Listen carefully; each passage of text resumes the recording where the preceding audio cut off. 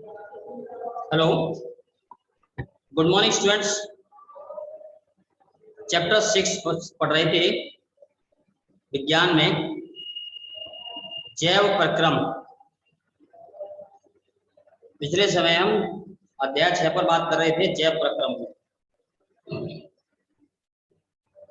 जिसमें जैव प्रक्रम में आपको बताया था मैंने ऑटोट्रॉपिक मतलब सपोषी पोषण। सपोषी पोषण में हरे पौधों में प्रकाश संश्लेषण और श्वसन, साथ ही साथ स्टोमेटा के विषय में बात हुई। अब आते हैं हेटरोट्रॉपिक न्यूट्रिशन पर। विषमपोषी पोषण। विषमपोषी पोषण वो होता है जहां पर जीव अपने भोजन के लिए दूसरों पर निर्भर रहते हैं। अपने पोषण के लिए वातावरण पर या अन्य जीवों पर या अन्य पेड़ पौधों पर निर्भर रहते हैं, उनको कहते हैं विषमपोषी जीव।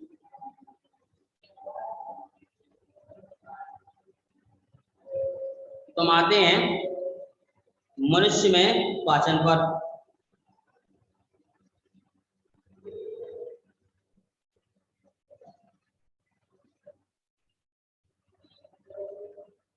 मनुष्य में भोजन का पाचन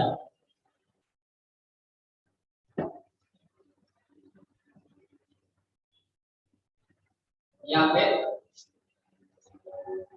मानव में पोषण।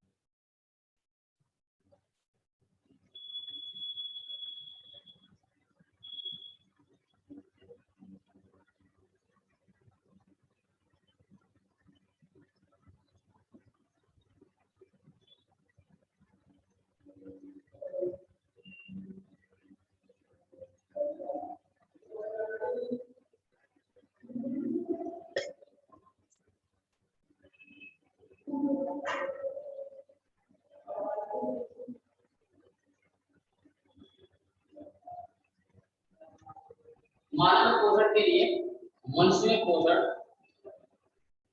तो सबसे पहले भोजन के पाचन की प्रक्रिया शुरू होती है मुंह से या फिर मुख से।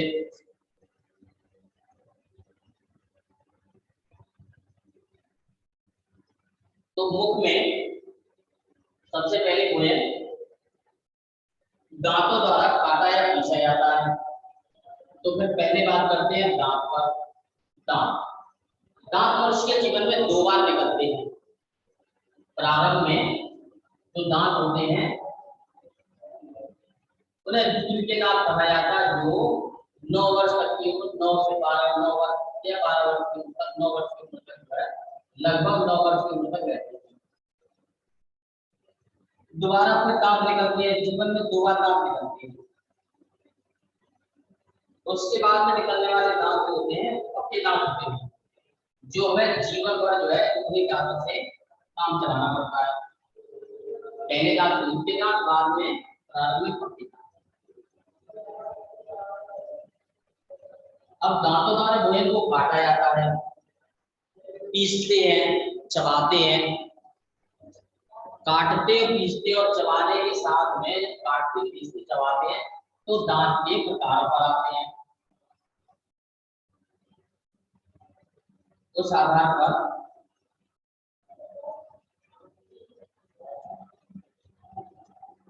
नंबर 1 काटने वाले, उनको कहते हैं कृदंत।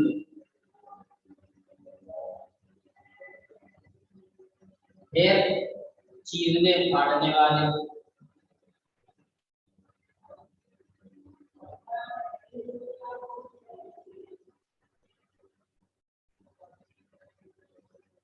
उन्हें कहते हैं मलद्वनक। उसके बाद में जो होते हैं चबाने वाले दांत, जो दो प्रकार के होते हैं।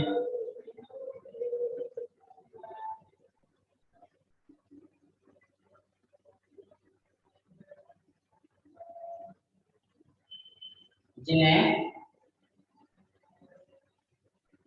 अग्र चबाड़क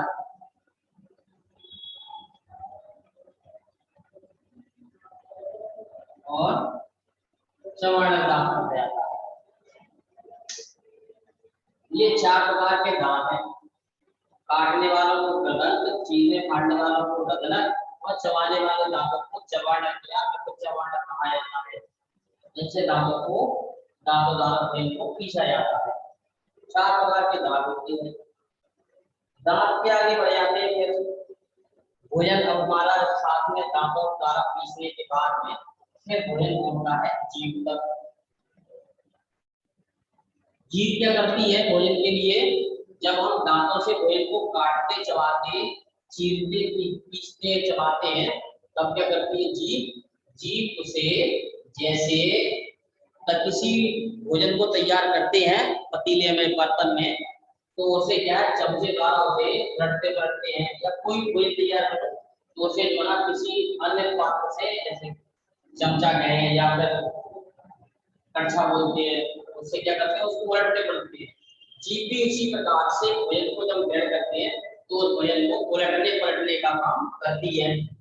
दांत चबाते हैं, जीभ उसे जो है लगातार भोजन को उलटने पलटने का काम करती है। उलटने पलटने के साथ जीभ में क्या पाई जाती है? लाल ग्रंथियां पाई जाती हैं। और उन ग्रंथियों से लार लगातार निकलती रहती है। और जो लार निकलती है जीभ से, जो लार निकलती रहती है लगातार, उस लार के द्वारा क्या होता है? भोजन लसलसा, चिकना, तरल इस प्रकार हो जाता है कि उसे हम ग्रास नली कहते हैं, गले की नली, जहां से भोजन आगे बढ़ता है। ग्रास नली से आसानी से हम ग्रहण कर सके, इसलिए जो है ना जीभ उसे जीभ से लार ग्रंथियां और भोजन में मिल जाती है। उसी कारण से भोजन स्टार्ट हो जाता है कि ग्रास नली से आसानी से ग्रहण कर सके। तो लाल ग्रंथियां पाई जाती हैं जीभ के नीचे और तालू के ऊपर। लाल ग्रंथियां पाई जाती हैं।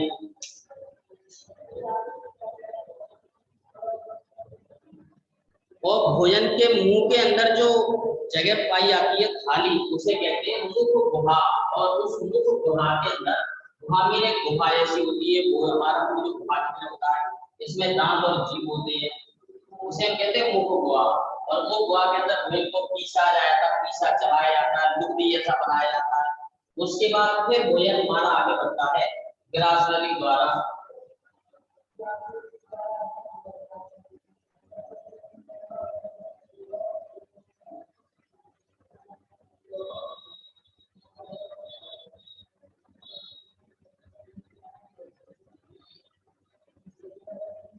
भोजन ग्रास नली से आगे बढ़ता है यहाँ से।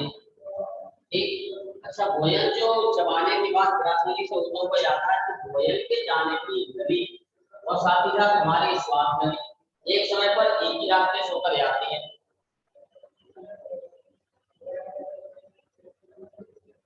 एक ही रास्ते से होता हुआ भोजन जाता है, उसी रास्ते से हवा जाती है। तो जितने समय से क्या है, जब भोजन जाता है नली से होता हुआ, उतने समय तक क्या है, वो श्वास नली से वायु अंदर प्रवेश नहीं करती। उतने समय के लिए, क्षणिक समय के लिए, थोड़े से समय के लिए वह क्या है, वायु रुक जाती है, भोजन आसानी से निकल जाता है। और भोजन को निकलते बराबर फिर हमारी श्वास नली फिर से वायु को ग्रहण करती है और वायु बाहर निकालती है। ग्रास नली होती है। ग्रास नली से होता हुआ भोजन फिर पहुंचता है आमाशय में। यहाँ तक भोजन के अंदर केवल यहाँ पर क्या लार ग्रंथियां जो पाई जाती है, वो लार ग्रंथियां भोजन को में दो एंजाइम पाए जाते हैं लार ग्रंथियों में। वो केवल भोजन को एक लसलसा, चिकना और शुगर में चेंज करते हैं, केवल शर्करा या मीठा बना देते हैं। केवल भोजन के पाचन की कोई प्रक्रिया यहाँ पर संपन्न नहीं होती। भोजन का पाचन तो होता है जाकर अमाशय में। अमाशय में भोजन का पाचन शुरू होता है।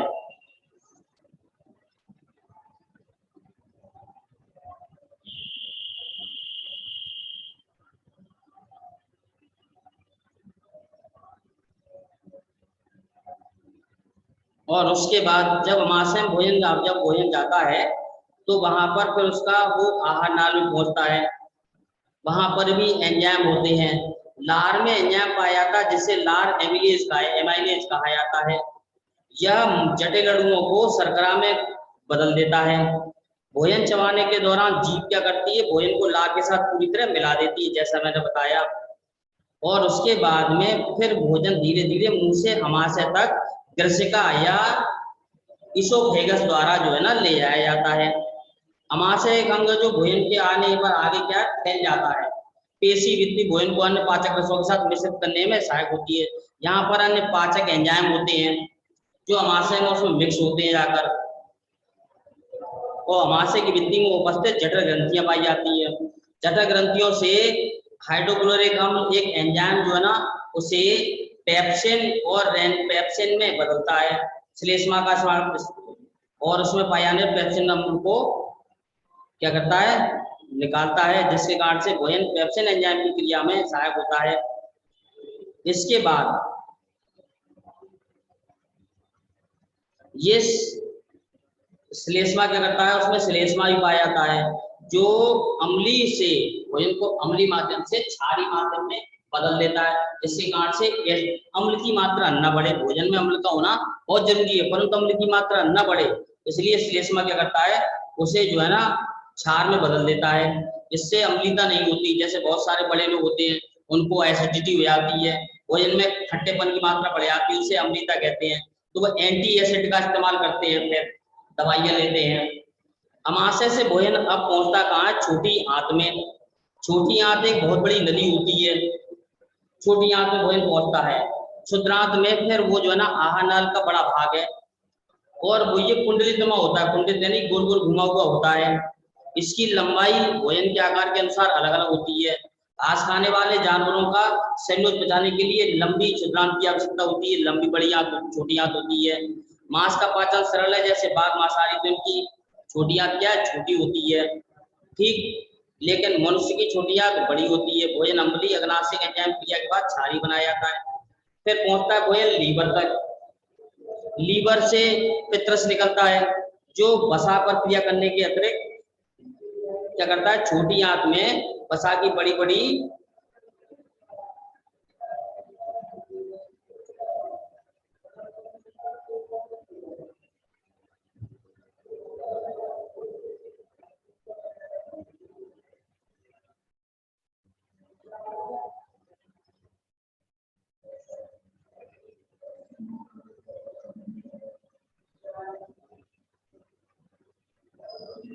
अग्नाशय, इसके बाद अग्नाशय अमाशय अम्लीय भोजन एंजाइम की क्रिया से क्षारीय भोजन पर बदल जाता है। यकृत से पित्रस निकलता है, ये वसा पर कार्य करता है।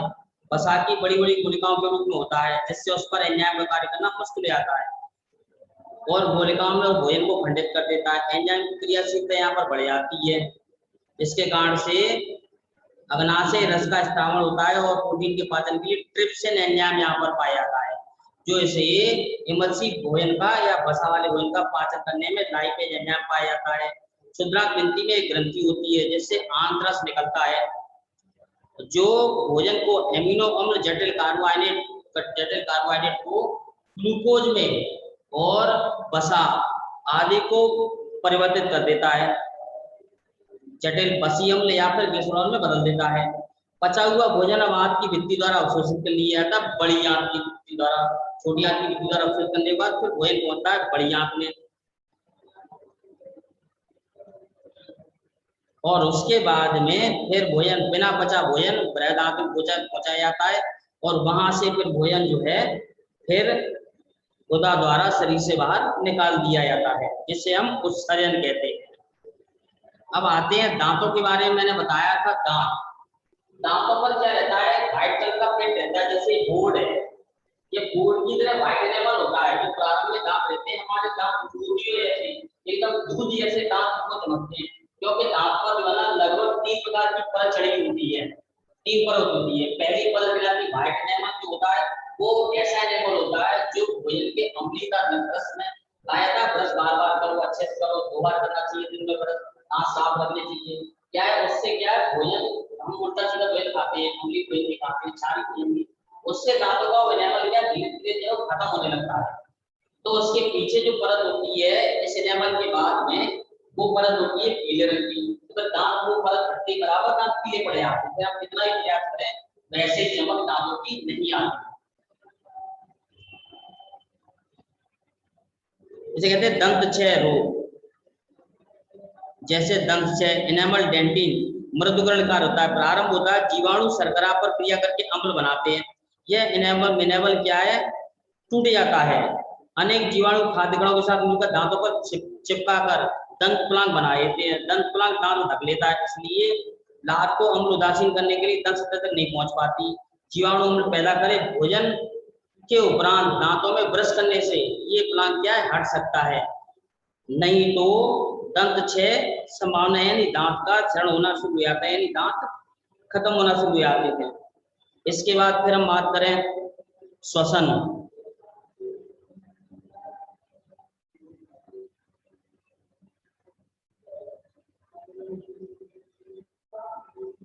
ये था मनुष्य में भोजन का पाचन। मनुष्य भोजन के पाचन के लिए मैंने आपको बताया, हमें गैस के और सारे अंगों के बारे में पढ़ना पड़ेगा कि भोजन पहले दांत से, दांत के द्वारा फिर जीभ से, जीभ के बाद फिर ग्रास नली से ऊपर को भोजन पहुंचता है, महाशय के बाद में वहां पर फिर लीवर, जठर, पित्ताशय और लीवर द्वारा भोजन का पाचन अवशोषण होता है। इसके बाद में फिर बाकी बचे के भोजन का अवशोषण छोटी आंत द्वारा कर लिया जाता है, और छोटी आंत में भी बहुत सारे एंजाइम निकलते हैं, जहां से भोजन का पूर्ण प्रोटीन, वसा, कार्बोहाइड्रेट इत्यादि का अवशोषण करने के बाद अब बिना बचा हुआ भोजन बड़ी आंत तक पहुंचता है। बड़ी आंत से बिना बचा हुआ भोजन जो है वो निष्कासित तंत्रों द्वारा निकाल दिया जाता है। ठीक, ये था मनुष्य भोजन का पाचन। अब बात करते हैं श्वसन की। श्वसन, तो श्वसन था, श्वसन के लिए आपको बताया था श्वसन। श्वसन एक ऐसी जटिल जैव रासायनिक प्रक्रिया है, ये ऐसी जैव जटिल रासायनिक प्रक्रिया है जो सभी जीवधारियों में श्वसन की प्रक्रिया होती है। यदि वह जीवित है तो वे श्वसन अवश्य करते हैं। श्वसन के बगैर जीवित रहना संभव नहीं है। हमने साधारण परिभाषा पढ़ी कि हम जो है सांस लेने में ऑक्सीजन गैस लेते हैं और कार्बन डाइऑक्साइड गैस बाहर निकालते हैं। ये एक साधारण परिभाषा जिसे हम ब्रीथिंग या सांस लेना कह सकते हैं, लेकिन ये श्वसन नहीं है। श्वसन एक जटिल जैव रासायनिक प्रक्रिया है जिसमें पूर्णतः ऑक्सीजन ग्रहण करने के साथ साथ क्या होता है, ग्लूकोज का पूर्ण पाचन होता है, और ग्लूकोज के पूर्ण पाचन के बाद में उससे क्या है, ऊर्जा मुक्त होती है, और ऊर्जा मुक्त के साथ में उसमें विषैली गैस बनती है कार्बन डाइऑक्साइड, वो शरीर के द्वारा बाहर निकाल दी जाती है, बाहर निकाल दी जाती है। इस पूरी प्रक्रिया को कहते हैं यहाँ पर श्वसन।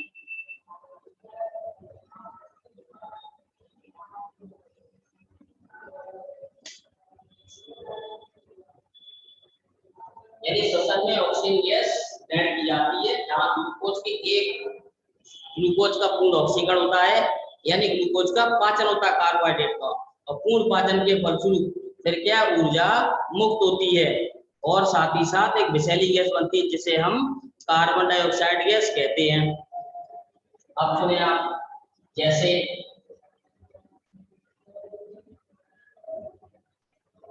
ये है कार्बोहाइड्रेट या फिर हम इसे ग्लूकोज कहें,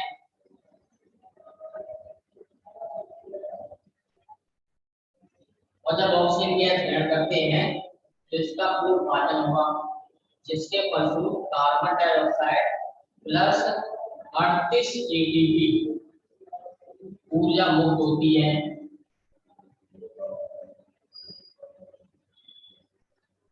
या फिर हम इसे कह सकते हैं 673 किलो कैलोरी ऊर्जा। अगर हम कैलोरी के लिए 673 किलो कैलोरी ऊर्जा मुक्त होती है, या फिर 38 एटीपी ऊर्जा मुक्त होती है।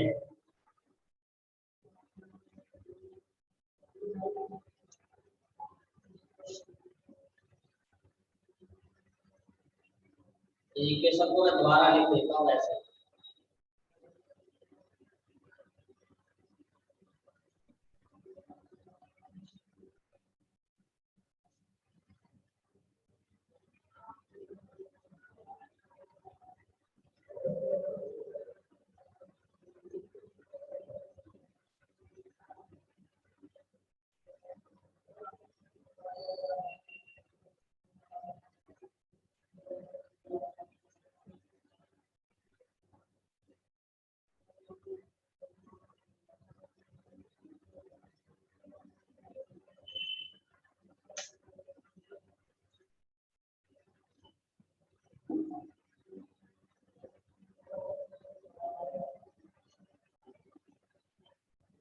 ये रहा, ये कहा कि एक ग्लूकोज के एक अणु से ऑक्सीकरण के फलस्वरूप क्या है 38 एटीपी ऊर्जा मुक्त होती है, जो किलो कैलोरी में 663 किलो कैलोरी ऊर्जा मुक्त होती है।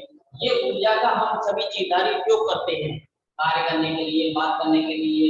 इस ऊर्जा का शरीर जब तक जीवित है वो ऊर्जा का उपयोग करता है। ग्लूकोज के एक अणु से 38 एटीपी मुक्त होते हैं पूर्ण ऑक्सीकरण के दौरान।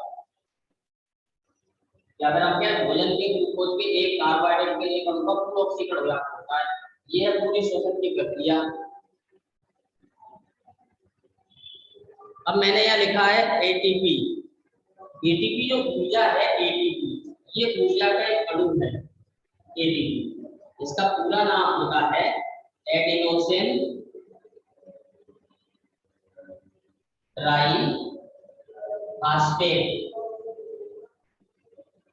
इसे हम कहते हैं एडिनोसिन ट्राइफॉस्फेट। एडिनोसिन ट्राइफॉस्फेट को एटीपी कहा जाता है।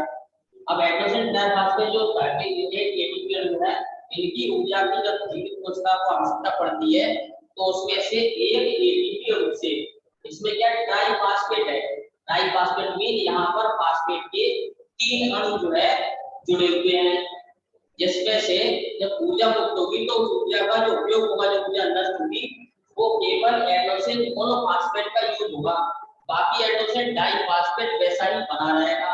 फिर दोबारा फिर से मोनोफॉस्फेट से जुड़ेगा तो फिर ट्राइफॉस्फेट होगा, और ट्राइफॉस्फेट के बाद जो बच सके उस ऊर्जा का उपयोग होगा मोनोफॉस्फेट के रूप में। मतलब जब ऊर्जा का उपयोग, ये ऊर्जा मुक्त हुई, इस ऊर्जा में से केवल एक अणु ही ऊर्जा का नष्ट होता है, इसका उपयोग कर पाते हैं। बाकी डाइफॉस्फेट बना रहता है वैसा ही। ये दोबारा फिर से एडिनोसिन ट्राइफॉस्फेट में एक्सचेंज होगा, फिर से मोनोफॉस्फेट यूज करेंगे, तो जो बदलता है वो एडिनोसिन डाइफॉस्फेट भी एडीपी, वो होता है एडिनोसिन डाइफॉस्फेट। एडिनोसिन डाइफॉस्फेट कहा जाता है।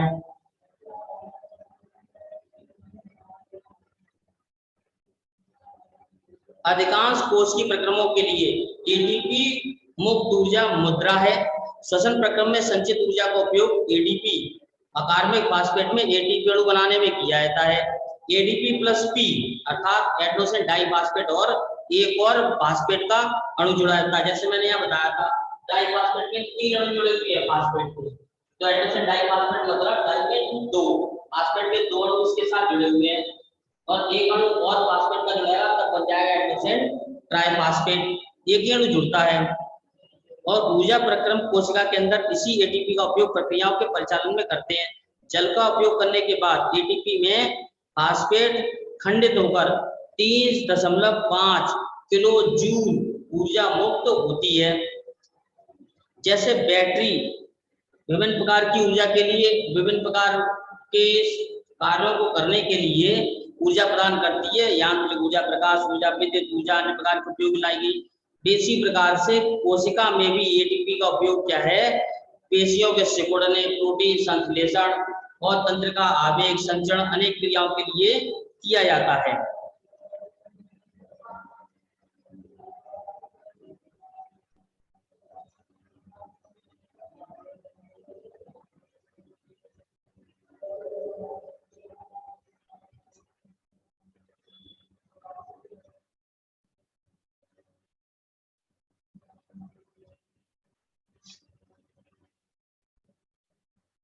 अब हम आते हैं वायवीय और अवायवीय श्वसन पर।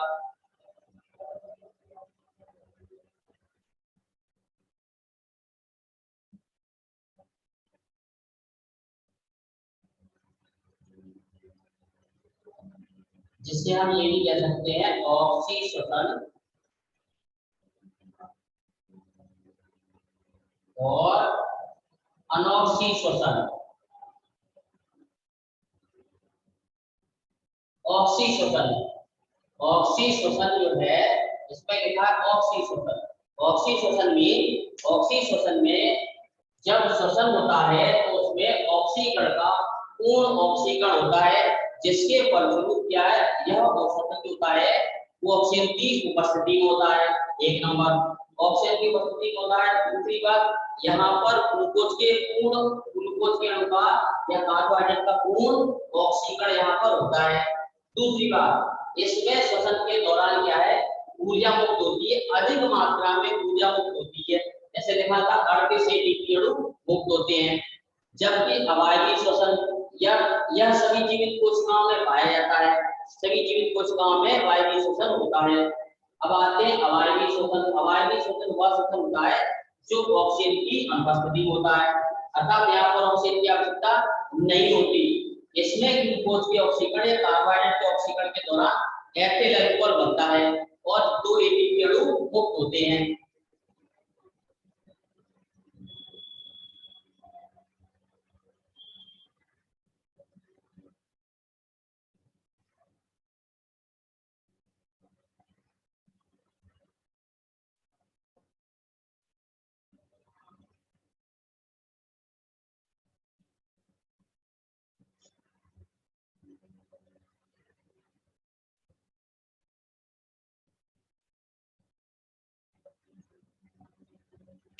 अभी इस इक्वेशन को पूरा करके लिखता हूँ मैं।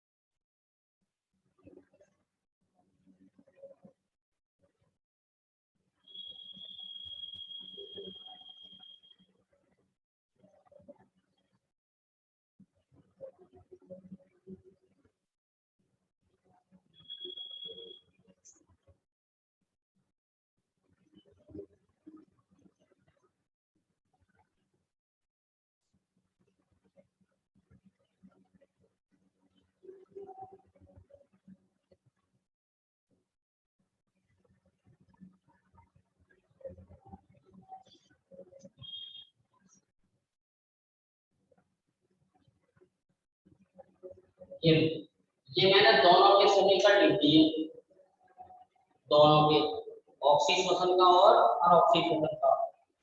तो ऑक्सी श्वसन में मैंने बताया यहाँ पर क्या अधिक मात्रा में ऊर्जा मुक्त होती है, तो वहां पर मैंने 38 एटीपी लिखा है। यहाँ पर एटीपी अणु कितने बनते हैं 38। जबकि वहीं पर अनऑक्सी श्वसन में, अनऑक्सी श्वसन जो होता है, अनऑक्सी श्वसन में केवल 2 एटीपी अणु मिलते बनते हैं, केवल 2 एटीपी अणु मुक्त होते हैं, कम मात्रा में ऊर्जा मुक्त होती है, होती है और एथिल अल्कोहल होता है। यह ऑक्सीजन की अनुपस्थिति में होने वाली अभिक्रिया है, जबकि यह ऑक्सीजन की उपस्थिति में होने वाली अभिक्रिया थी।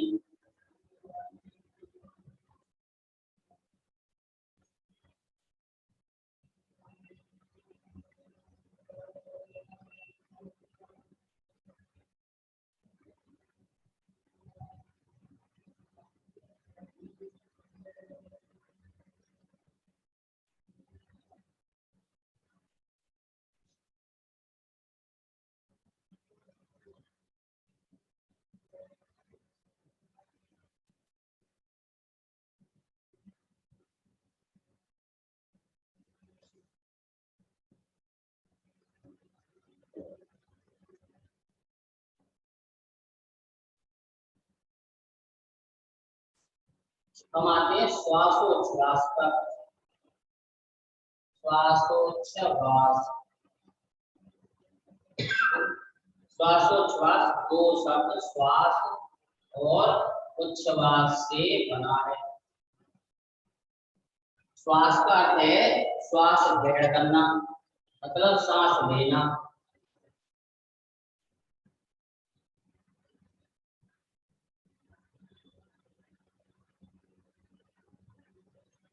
उच्छ्वास अर्थात बाहर निकालना।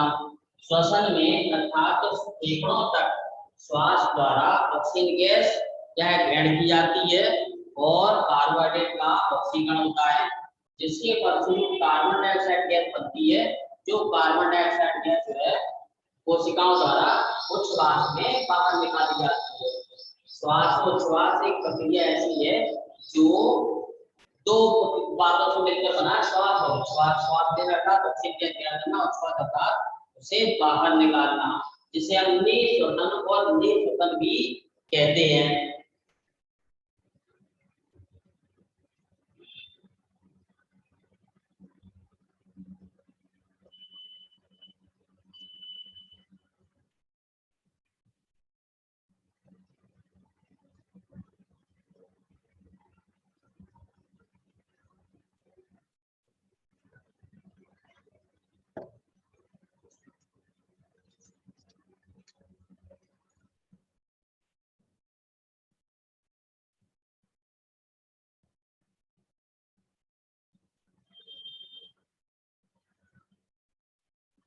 अब आते मनुष्य के श्वसन तंत्र पर। मनुष्य का श्वसन तंत्र, मनुष्य के श्वसन तंत्र में सबसे पहले नेजल पैसेज मतलब नासा छिद्र पाया जाता है, वहीं पर मुखगुहा होती है, और मुखगुहा के बाद में फिर अगला भाग क्या होता है, फेरिंक्स और लैरिंक्स कहा जाता है। फेरिंक्स के बाद का भाग लैरिंक्स कहा जाता है। उसके बाद में पाया जाता है ट्रेकिया।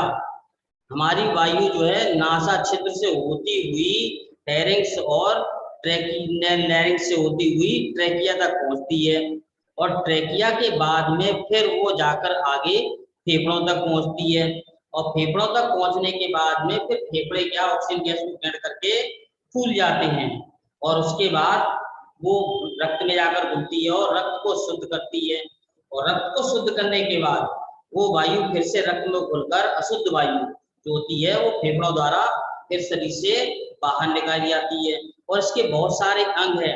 फेफड़ों में बहुत सारी चीज ऐसी पाई जाती है, जैसे ब्रोंकाई कहा जाता है। ब्रोंकाई में बहुत सारे ब्रोंकोल्स होते हैं, और यहाँ पर फेफड़ों में पाया जाता है बीच में जगह जिसमें वायु भरी जाती है और निकाली जाती है, उसे हम डायफ्राम कहते हैं। ठीक, उसे डायफ्राम कहा जाता है, जो फूलता और फैलता और सिकुड़ता है।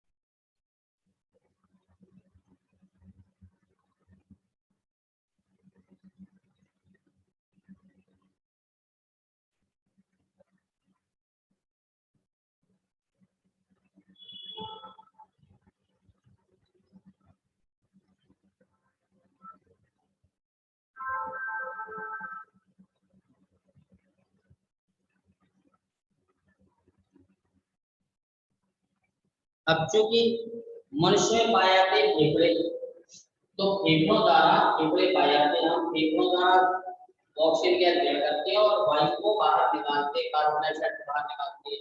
ये प्रक्रिया फेफड़ों द्वारा संपन्न होती है। क्योंकि फेफड़ों द्वारा श्वसन होता है, इस प्रकार के श्वसन को हम कहते हैं यहाँ पर फुफ्फुसीय श्वसन। ये हमारी भाषा में से क्या कहा था, फेफड़ों द्वारा होने वाले श्वसन को फुफ्फुसीय श्वसन कहते हैं। ये याद रखें आप।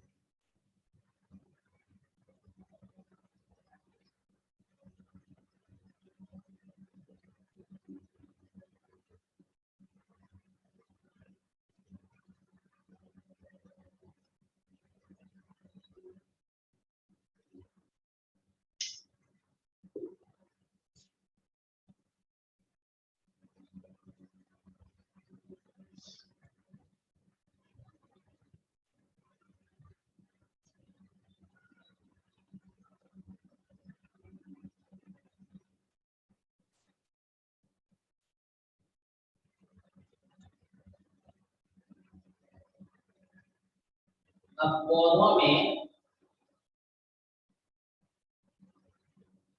भोजन और जल का परिवहन, पौधों में भोजन और जल का, पौधों में जल और भोजन का परिवहन किस प्रकार से होता है? क्या पौधों में फेफड़े पाए जाते हैं? क्या पौधों में बहुत बड़ा पाचन तंत्र पाया जाता है? ठीक, यहाँ पर क्या पौधे भोजन खाते हैं? ठीक, प्रकाश संश्लेषण में भोजन बनाते हैं और उसके बाद भोजन को कोशिकाओं द्वारा अवशोषित करते हैं और सेल की वृद्धि विकास करते हैं। लेकिन हम जो पानी देते हैं वृक्षों को, पौधों को, वो पानी देते हैं जमीन में।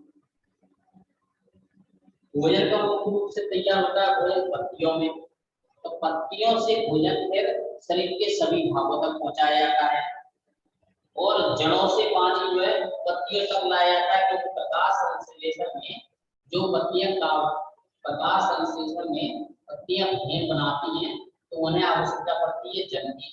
तो जल जल क्या है? जड़ों से होता हुआ सीधा पत्तियों तक पहुंचाया जाता है।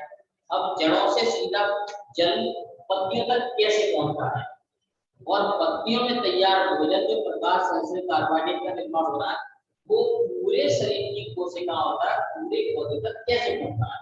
इसके लिए पौधों में विशेष अंग नहीं पाए जाते हैं, पौधों में इसके लिए पाए जाते हैं संवहनी ऊतक। संवहनी ऊतक पाए जाते हैं जो संवहन का कार्य करते हैं, अर्थात पदार्थों का परिवहन का कार्य करते हैं। संवहनी ऊतक पाए जाते हैं, वे संवहनी ऊतक होते हैं जाइलम और फ्लोएम। जाइलम और फ्लोएम। जाइलम क्या करता है? जाइलम क्या है? जड़ों से पानी को तने द्वारा, तने से होता हुआ सीधा प्रकाश संश्लेषण की प्रक्रिया में जो पानी की आवश्यकता की मात्रा या पौधे के पूरे भागों को पानी की मात्रा की आवश्यकता है, तो पौधे के पूरे भागों तक या पेड़ के कई भागों तक जाइलम क्या करता है? जड़ों से पानी को अवशोषित कर शरीर के सभी भागों तक ले जाता है। केवल से जल और खनिजों को, जमीन के खनिजों को, मिट्टी के खनिजों, खनिज पदार्थों को जाइलम क्या है? नीचे से ऊपर की ओर गुरुत्वाकर्षण के विरुद्ध में ले आता है। वही उसी जगह दूसरा ऊतक है फ्लोएम। फ्लोएम क्या करता है? जो प्रकाश संश्लेषण में तैयार भोजन है, इस भोजन को पौधे के शरीर के सभी भागों तक वितरित करने का कार्य करता है। पौधे के सभी भागों तक भोजन को वितरित करता है, भोजन को पहुंचाता है।